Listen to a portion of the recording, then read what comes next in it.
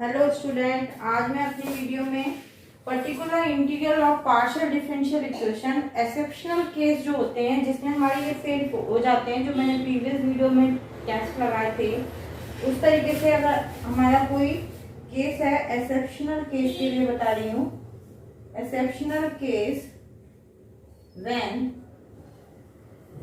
f of a, b is equal to 0।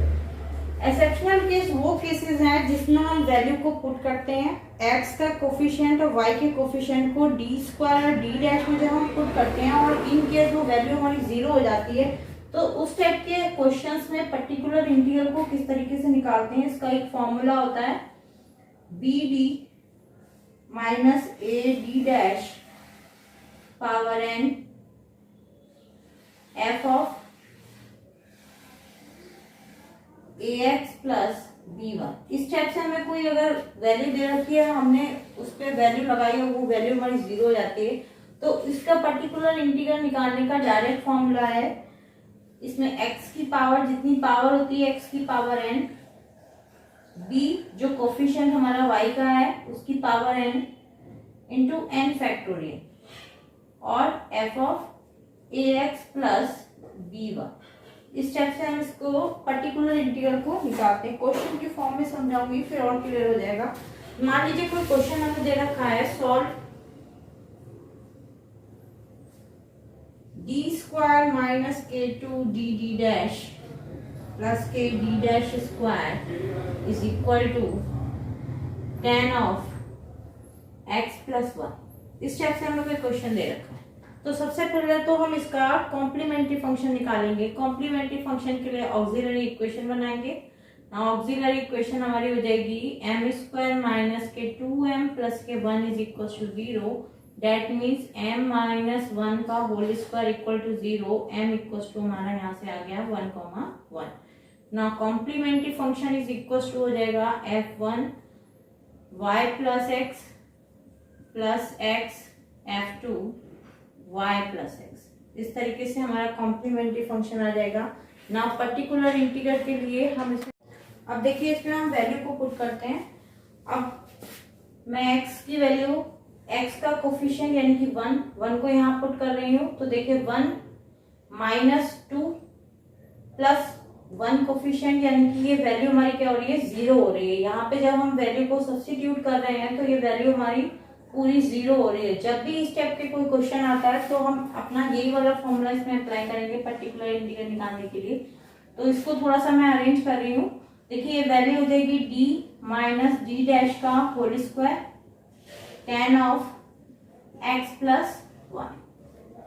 अब मैं इसका ये फॉर्मूला अप्लाई करूंगी तो ये वैल्यू हो जाएगी हमारी, देखिए x की पावर यहाँ हमारे 2 है, यहाँ हमारा n था, यानी कि ये वैल्यू हो जाएगी x की पावर 2 अपॉन v का कोफिशिएंट यानी कि y का कोफिशिएंट v होता है, तो यानी कि 1 का square into n factorial means 2 factorial tan of x plus 1। That means x square upon 2 tan of x plus 1। यहाँ से डायरेक्ट हमारा पर्टिकुलर इंटीग्रल निकल आएगा। Now complete solution is equals to z equals to cf plus pf। Therefore, z is equals to f1 y plus x plus x f2 y plus x square upon 2 10 x plus y। ये हमारा final answer है। एक question और देती हूँ फिर और clear. देखिए सबसे पहले हम इसमें क्या निकालेंगे, अपना कॉम्प्लीमेंट्री फंक्शन। ऑक्सिलरी इक्वेशन बनेगी एम क्यूब माइनस के 4m स्क्वायर प्लस के 4m इज इक्वल टू 0। यानी कि m कॉमन ले लिया, m स्क्वायर माइनस के 4m प्लस के 4 इज इक्वल टू 0।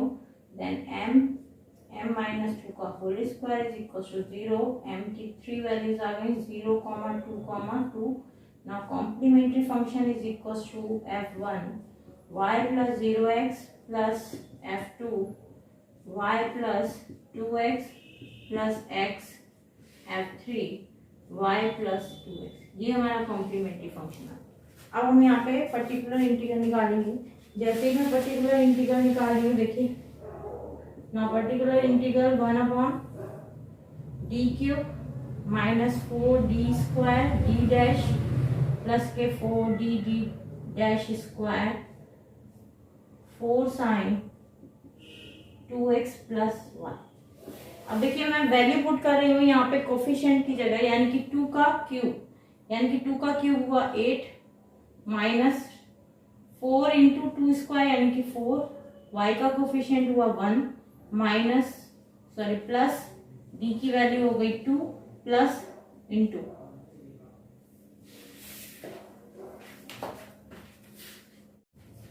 अब देखिए इसको थोड़ा सा और अरेंज कर रही हूं मैं, तो ये वैल्यू हो जाएगी मेरी 4 अपॉन, इसको मैंने लिख लिया d माइनस 2d डैश का होल स्क्वायर, और इस d को मैं साइन के पास ले जा रही हूँ, यानी कि sine of 2x plus y upon d।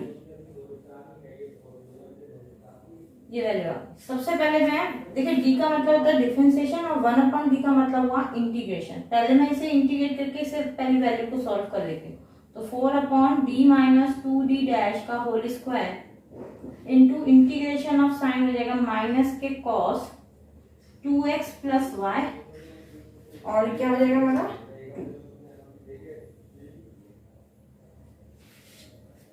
इस तरीके से हमारी ये वैल्यू को हमने पहले सॉल्व कर लिया।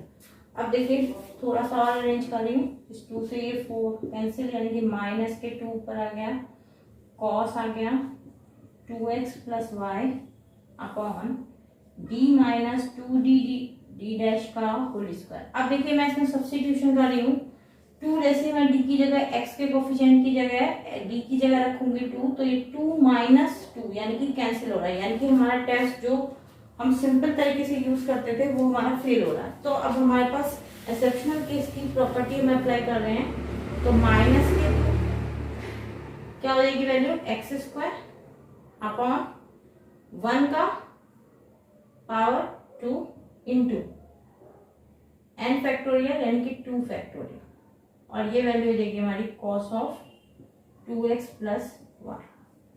इस 2 फैक्टोरियल से 2 कैंसिल हो जाएगा, माइनस के x square cos 2x plus 1। ये हमारा पर्टिकुलर इंटीग्रल निकल गया है। Now complete solution z is equal to cf plus pi, value हो जाएगी हमारी f1 y plus 0x plus f2 y plus 2x plus x f3 y plus 2x minus x square cos 2x plus y. ये हमारा final answer है। Clear हो गया? अब देखिए इस क्वेश्चन को सबसे पहले तो सिंप्लीफाई करना है। तो r की वैल्यू जो होती है वो हमारी d स्क्वायर को रिप्रेजेंट करती है, f जो होता है d डैश को रिप्रेजेंट करता है, plus 6 d dash square, z is equal to y minus 2x की होल पावर माइनस 1। अब देखिए सबसे पहले इसकी auxiliary equation m square plus के 5m प्लस के 6 इक्वल टू 0, फैक्टर हो गया m स्क्वायर प्लस के 3m प्लस के 2m प्लस के 6 is equal to 0, then m plus 3 2m plus 3 is equal to 0, m plus 3 m plus 2 is equal to 0, that means m equals to minus 2 minus 3, then complementary function is equals to f1 y minus 2x plus f2 y minus 3x। ये step से हमारा complementary function हो जाएगा। Now particular integral निकालने के लिए, now particular integral is equal to 1 upon D square plus के 5 D D dash plus के 6 D dash square y minus 2x की होल पावर माइनस 1। अब देखिए मैं वैल्यू पुट करूंगी तो ये वैल्यू हमारी 0 हो रही है। देखिए डी डैश की जगह 1 पुट करिए तो ये हो जाएगा 6, डी डैश की जगह पुट करेंगे तो हो जाएगा माइनस के 5 इंटू 2 इंटू 1, और ये वैल्यू हो जाएगी माइनस के 2x 2 का होल स्क्वायर, यानी कि वैल्यू हुई 4 माइनस 10 प्लस 6, यानी कि ओवरऑल वैल्यू हमारी 0 हो रही है। तब ये केस हमारा अप्लाई हो सकता है। अब देखिए मैं इसे अप्लाई करने से पहले इसे थोड़ा सा फैक्टराइज कर रही हूँ। इस पूरे फैक्टर में जरूरी नहीं है, एक फैक्टर की वजह से भी हो सकता है हमारा कि ये वैल्यू हमारी जीरो हो रही है। अब देखिए मैंने इसको फैक्टराइज करा तो ये फैक्टर बन जाएगा d प्लस 2d डैश और d प्लस 3d डैश। इसके टू फैक्टर्स हो गए y minus 2x whole power minus 1। अब देखिए जब मैं वैल्यू यहाँ पुट कर रही हूँ तो ये फैक्टर जीरो हो रहा है, बट इसमें जब मैं वैल्यू को पुट कर रही हूँ तो ये फैक्टर जीरो नहीं हो रहा है। यानी कि हम इसमें अपना सिंपल वाला फॉर्मूला भी जो अप्लाई करते थे सिंपल मेथड, वो मेथड यहाँ अप्लाई कर सकते हो। यानी कि इसकी वजह से हमारी वैल्यू जीरो हो रही है तो इसको हम अभी एज इट इज रखते हैं, d प्लस 2d डैश, इसे एज इट इज रखते हैं। इस वाली वैल्यू में हम अपने सिंपल वाला फॉर्मूला, तो ये हमारी वैल्यू हो जाएगी 1 इस ये वैल्यू हो जाएगी हमारी, रखिए वैल्यू, तो ये हो जाएगा -2 प्लस के 3। एक बार हमारा d की पावर है तो एक बार इंटीग्रेशन हो जाएगा और ये वैल्यू हो जाएगी 1/y माइनस 2x, जिसे हम बोल सकते हैं v। क्या बोलते थे हम? 1/v। माइनस में है तो ये 1/v हो जाएगा dv, एंड एक ही बार इंटीग्रेट हुआ ये। अगर d स्क्वायर तो 2 बार, सिंगल टर्म है तो एक बार। अब देखिए वैल्यू हो जाएगी हमारी 1/d प्लस 2d डैश और ये हो जाएगा हमारा log v। v की वैल्यू रख दीजिए, तो 1/d प्लस 2d डैश और ये वैल्यू हो जाएगी log y माइनस 2, ये वैल्यू। अब मैं यहाँ कोफिशिएंट रख रही हूँ तो इसकी वजह से मेरी जीरो हो रही है वैल्यू, तो मैं इसमें अब अपना फॉर्मूला अप्लाई कर दूंगी। x की पावर 1 हो जाएगा क्योंकि पावर 1 है यहाँ। कोफिशिएंट b का हमारा कितना है 1 की पावर 1 इंटू n फैक्टोरियल, यानी कि 1 फैक्टोरियल, और log of y minus 2x, that means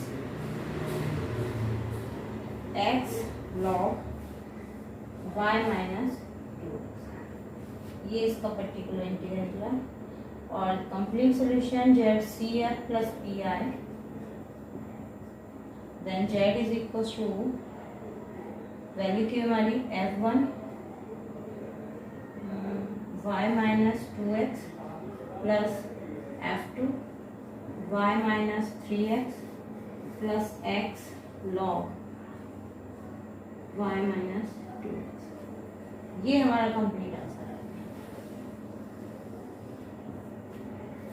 thank you. अगर आप लोगों को ये कंटेंट पसंद आए तो प्लीज लाइक करिए और शेयर करिए।